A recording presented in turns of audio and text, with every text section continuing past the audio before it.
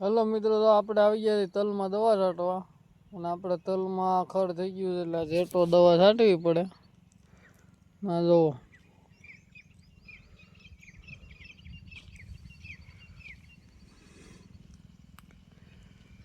ના વરસાદ જેવું હજી બહુ વાતાવરણ થઈ ગયું છે. કાલ તો વાવાઝોડું હતું, તો આ હરગવાની ડાળ ને બધું ભાંગી નાખ્યું. હા જુઓ, આ આપણી બીજી વાડી છે. બધા હાથે હાથ વીઘાના તલ વાવ્યા છે. ને બાજુમાં કાલ કાકાએ ઘઉં કાઢી નાખ્યા હતા, તો એ રહી ગયા, નગર ઘઉં એ બઠ્ઠા પડી ગયા. અને આપણે રાજુભાઈ પંપ ભરે છે દવાના. તો હાલો હું દવા નાખી દઉં, પછી મળ્યા. અમારે કાકા ભડકા કરે હો બેઠા બેઠા. ઓ મિત્રો, કાલના વાવાઝોડામાં વરસાદમાં આવી ઝીણી તો મોર હોતી કેરી ખરી ગઈ.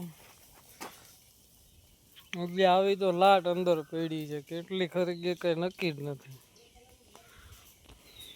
આ એક જ કલમની કેરી છે. આવડ્યા ફાઇનલી મિત્રો, તો આપણે દવા છાંટીને નવરા થઈ ગયા છે. ને આપણે ઓલી વાડીએ જાય છે, બીજી વાડીએ. અને અમારા રાજુભાઈ તો ટાણા શાક બનાવવા બેસી ગયા હે. તો દેખાડો, એનું શાક બનાવે છે રાજુભાઈ.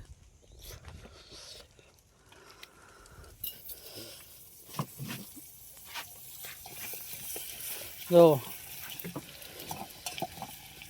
ફુલાવર ટમેટાનું શાક બનાવ્યું છે. શાકના કારીગર છે, કાંઈ ન ઘટે એવું.